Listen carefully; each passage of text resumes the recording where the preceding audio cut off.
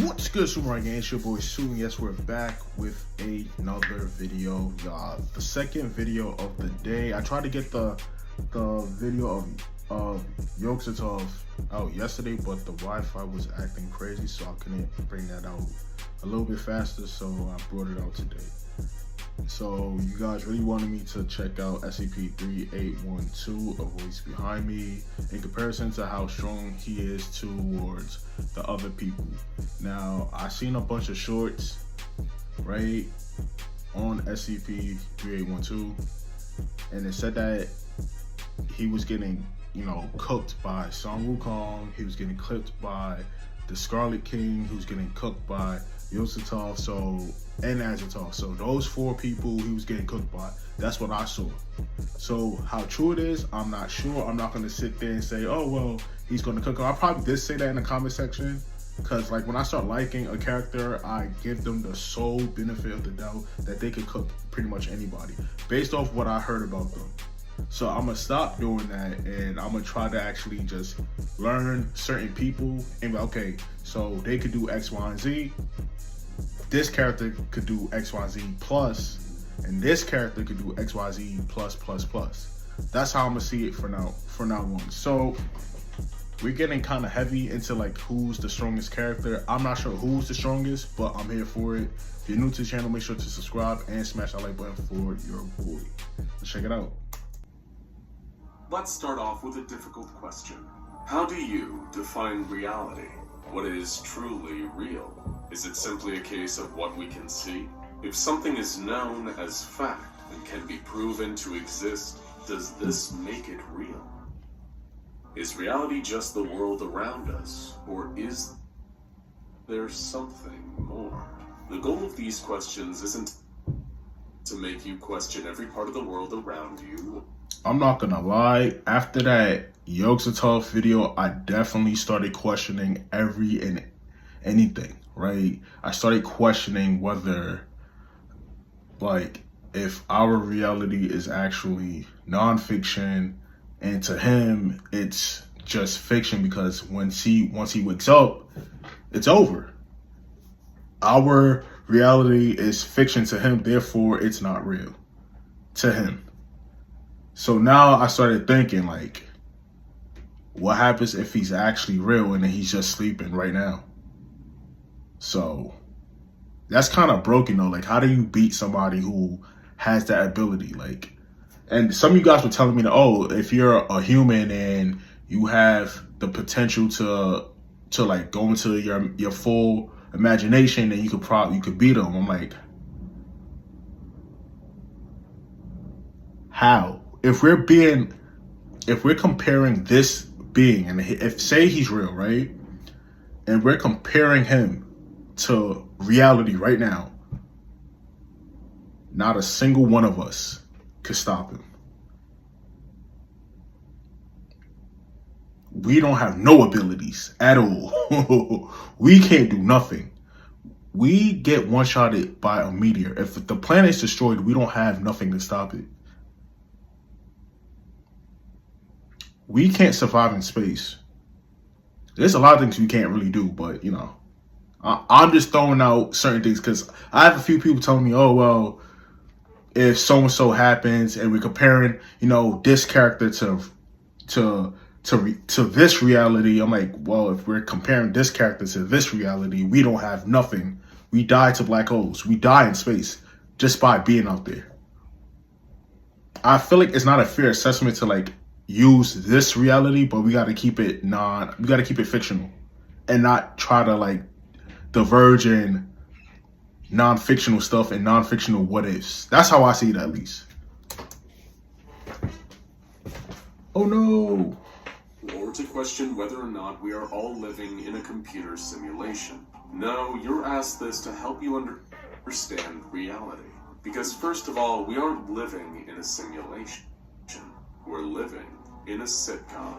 There is a wide-ranging debate on what the most powerful and dangerous SCPs ever encountered are, but there is no denying the ever-present danger of SCP-3812.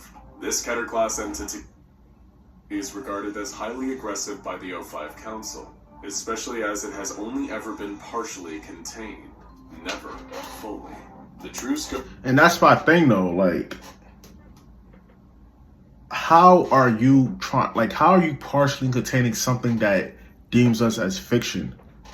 How do you how do you even get into contact? Because based off what I've heard and seen about this particular character is that you have to be at a certain tier, right, to even see him.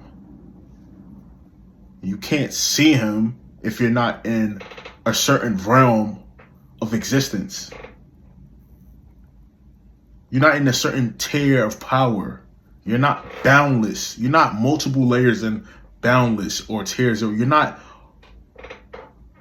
what's the word I'm looking for? High outerversal. You're not high outerversal. You're not multiple layers into high outerversal. So how are you partially containing a being like that? How do you do that? Scope of its abilities is currently unknown, and any available information on SCP-3812 is kept classified and secure by the Foundation. Needless to say, this entity poses a direct threat not only to the SCP Foundation, but to the very fabric of reality Yourself, yeah. Contained within the file for SCP-3812 is an excerpt from an article by one Dr. Robert Scranton, titled Supersession and the Echelon of Reality. In this article, Dr. Scranton posits a theory about the nature of reality, and understanding him is the first step towards understanding SCP-3812. His recursive stack theory states that there are different layers to reality, but also that no single universe is real. An easy way to think. That's what I was saying. That's why it kind of had me at like a mind fuck, because I'm like, well, if no universe is actually real, and he deems it as unreal, how are we supposed to, not even we, just another character is supposed to try to fight that? They don't even try to fight him. He doesn't really have feats. He just an all-powerful being that you really can't fight. And what I look for in versus battles is fighting. I don't look for feats. I look at feats too. I like feats, but I look at like the ability to fight, not so much, oh, well, my hack beats your hack, I have existence, or immortality. Like, see how Sun Wukong, he actually fights people, right? That's what I'm here for. I'm here to see exciting fights. Who wins this fight? Not, oh, your hack is so much stronger than mine. It's so broken. It's so all powerful. Like, that's not entertaining. It takes the fun out of the fight. Like, that's why people don't really use that's why people don't really care so much about this type of fighting or this type of versus battle. I don't really care about it too much because it's not a fight. It's more like a massacre. Like, it's not enjoyable to watch, for me at least. Think of it is to imagine a sitcom. Any sitcom you can envision will do.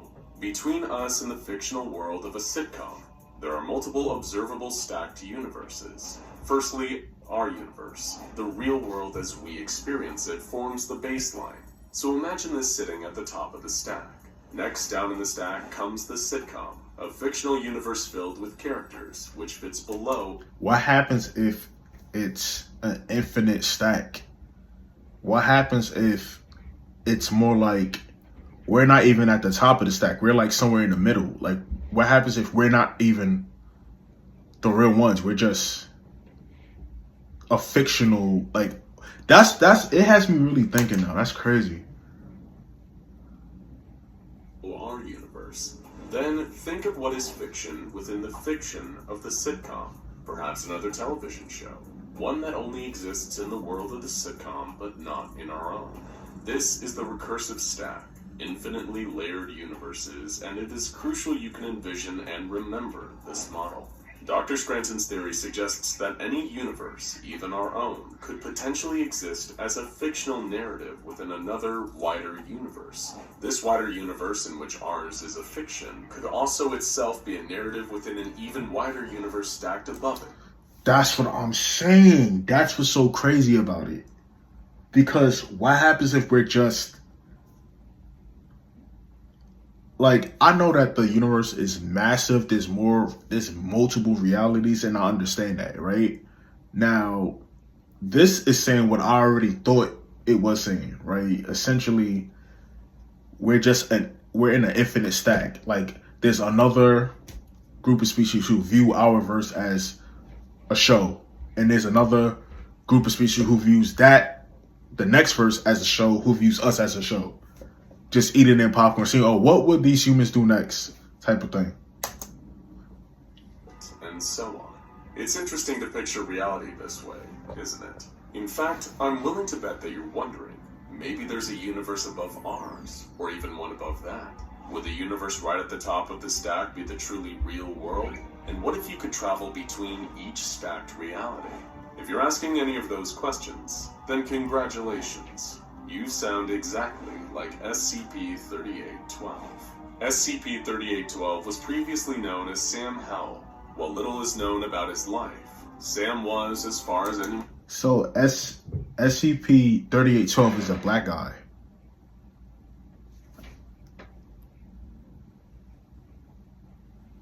One knew, regarded as a fairly ordinary human being, until his death in 1996, shortly after which Sam... I was born that year. Rose from his grave and disappeared. It is unknown whether SCP-3812 simply imitated the form of Sam Howell, or if they are one and the same, as this entity has been known to have the ability to change forms at will, making it hard for the Foundation to track it. It does usually maintain a humanoid appearance. However, this has deteriorated somewhat over numerous decades. By now, you may have already gathered that the extent of SCP-3812's abilities don't end at shapeshifting. This SCP is a powerful, aggressive, reality-altering entity. Cast your mind back to the recursive stack. SCP-3812 is able to travel upwards through these stacked universes, creating untold chaos using its plethora of world-bending abilities. As far as the SCP Foundation can tell, 3812's sole intention is to become an omnipotent force existing above any and all possible universes. So he's not already? So how does he exactly...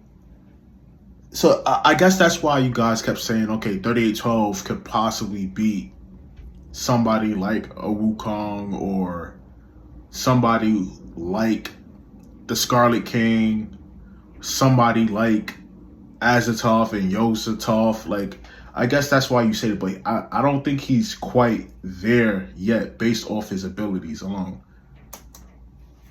In other words, the top of the stack. Aside from the ability to change shape, SCP-3812's control and alteration of reality around it is achieved by its long list of latent abilities. This entity is capable of feats far beyond that of normal humans, such as teleportation, telekinesis, and telepathy. However, SCP-3812 is also able to directly manipulate any and all aspects of reality. It can influence and alter observable forces around us. For example, the manipulation of matter, energy, weather, and even gravity and other laws of physics as we know them. But the creature can also warp reality on further levels. It's able to erase people, objects, or even concepts to the point where human beings lose virtually all memory of them. With the danger that an entity this powerful poses to our reality, it's not surprising that the SCP Foundation would attempt to nullify its abilities. One attempt by the Foundation... How would you nullify... you know what? I'm going to let them explain how would they nullify somebody who could do that. I'm going to let them explain it. The Foundation involved another unknown SCP, which created an anti-metaphysical field. This was done in the hopes that it would strip SCP-3812 of its reality warping abilities. However, the entity was unfazed. The containment attempt failed, and the remains of the unknown SCP instead resulted in the creation of SCP-239. As for the SCP-3812 entity's own origin, that is still largely unknown. But there does exist a message on a secure server in the SCP Foundation's O5 command, seemingly from another entity belonging to a reality stacked higher above our own, that appears to have created a reality much further down, one that SCP-3812 inhabited. And and now it seems that SCP-3812 is climbing up the stack.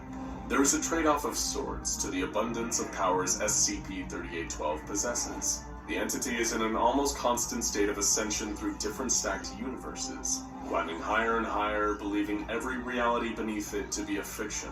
The creature has developed multiple severe mental conditions that seem to be a direct result of overexposure to different layers of reality.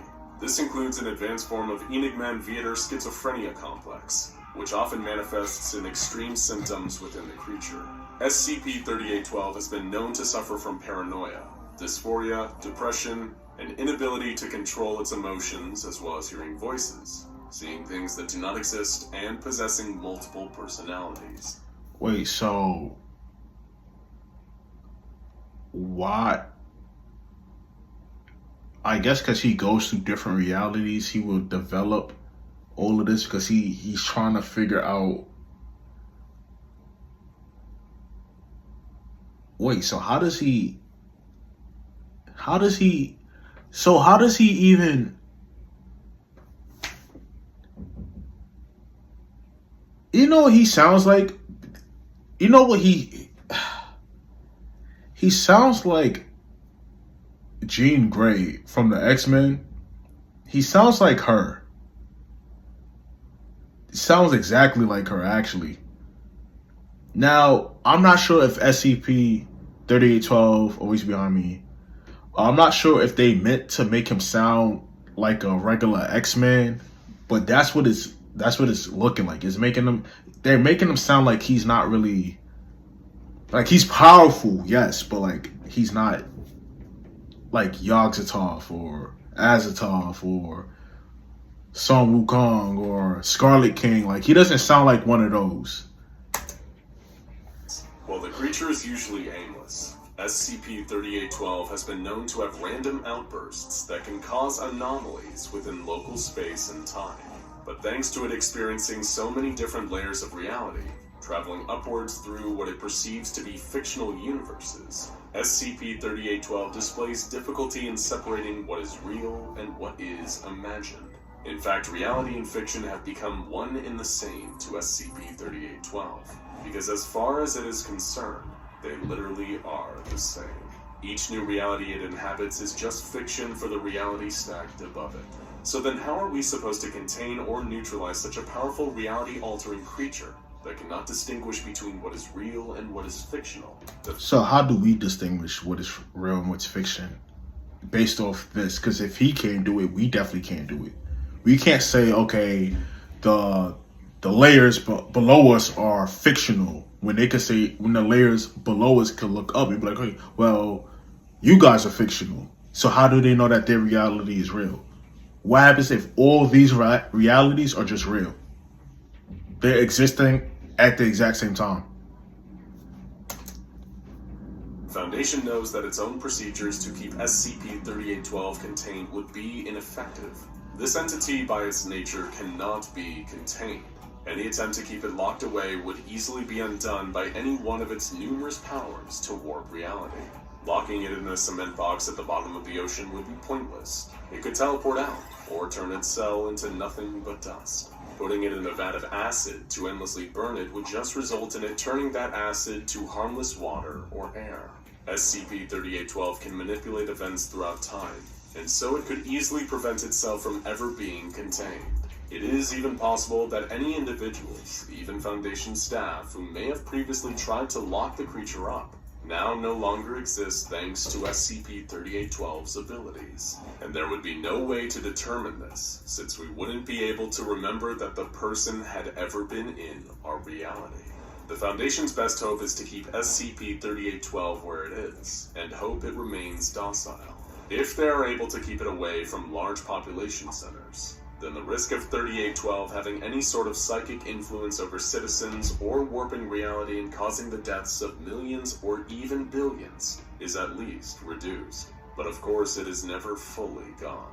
On at least one occasion, SCP-3812 has caused a truly catastrophic event. For some reason, SCP-3812 decided to turn itself into a star, spinning endlessly. And it did so. Numerous anomalous occurrences took place across the world. Most notably, SCP-3812 caused the Foundation's nuclear warheads to detonate, spreading harmful radioactive material into the atmosphere.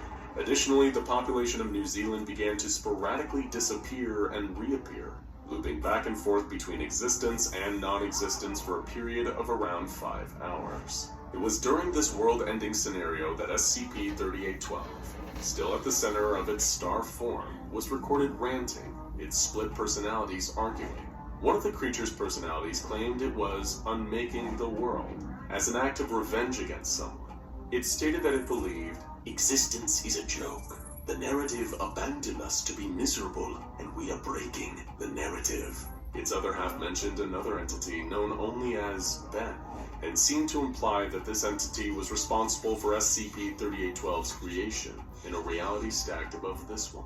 According to the more rational of 3812's two halves, this Ben entity deemed us unfit to rest peacefully, to slip into the darkness quietly. He made a game of us. It then went on to convince this other half. What's the point? You know, I kind of hate when you have beings like this who try to dictate and tell us how we're supposed to live, how we're supposed to do things, because they have all the power and whatnot. Like, it's kind of annoying in a way, right? Like, this helped me understand SCP-3812 just a little bit more, and I feel like we shouldn't try to scale him, because I'm not a power scaler. I'm just a guy who likes to talk about strong, characters and whatnot. But I feel like we shouldn't try to scale him. He's deranged.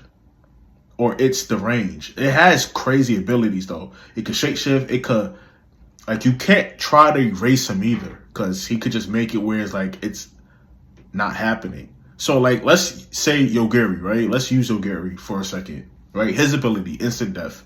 He could make it where Yogiri doesn't exist. He could undo his own. That's what's like. SCP-3812 could view him as fiction and make it where Yogiri never existed. The ability never existed.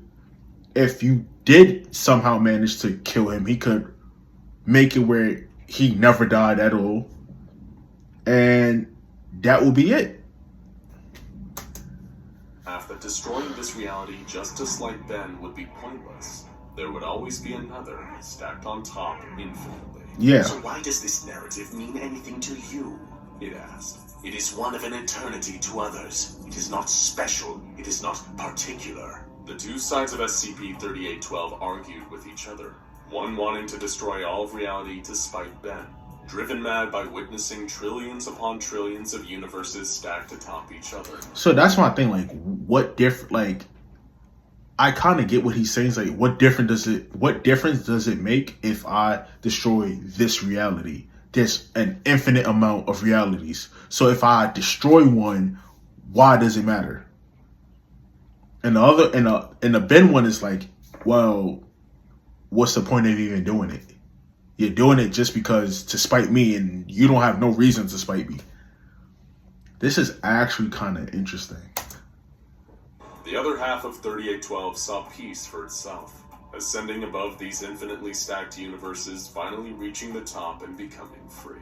Not a god, a star rising in the east, rising away from this all until we are little more than a memory of a song. It will be lonely, the other half of the creature replied. We'll have each other, SCP-3812's other personality said. What does that sound like to you? You'll be lonely, but we'll have each other. So shouldn't they just split? One good, one bad. Shouldn't they just split instead of just, being joint together? I'm afraid, said the one intent on destruction. I am too, the other reassured it. But that is no reason to destroy this narrative. Eventually, SCP-3812's personalities reached agreement. They both left the narrative they were currently in, presumably traveling upwards to one stacked above our own, while simultaneously remaining in this universe. Still a danger. Let go of this world. Let him rewrite it back to what it was. We aren't part of this anymore. Shortly after this event, reality shifted once more, and the entire world reverted back to how it had been before. Oh, Records wow. of the end of the world scenario that had occurred were retained by high-level administrators and the O5 Council, perhaps as a reminder of the destructive capabilities of the creature, a warning of its potential to change this reality and any stacked below or above it. Fortunately, since this incident, SCP-3812 has remained in its docile, aimless state, no longer actively hostile to anyone that approaches it. It has kept its amorphous star-like shape, and is still very much able to create disruptions and anomalies in reality. Despite keeping SCP-3812 constantly monitored at its current location in the South Pacific Ocean, the SCP Foundation knows that, at any time, this entity could trigger yet another global catastrophe, causing massive damage to planet Earth, its population. But what's crazy is I thought they both left this reality to go into the next one. So why are they still like here? I thought they left. Unless they could exist in multiple realities all at once. And beyond that, tearing our reality. Working or whatever. But it's been your boy Sue. I'll catch you guys in the next video, y'all. Peace.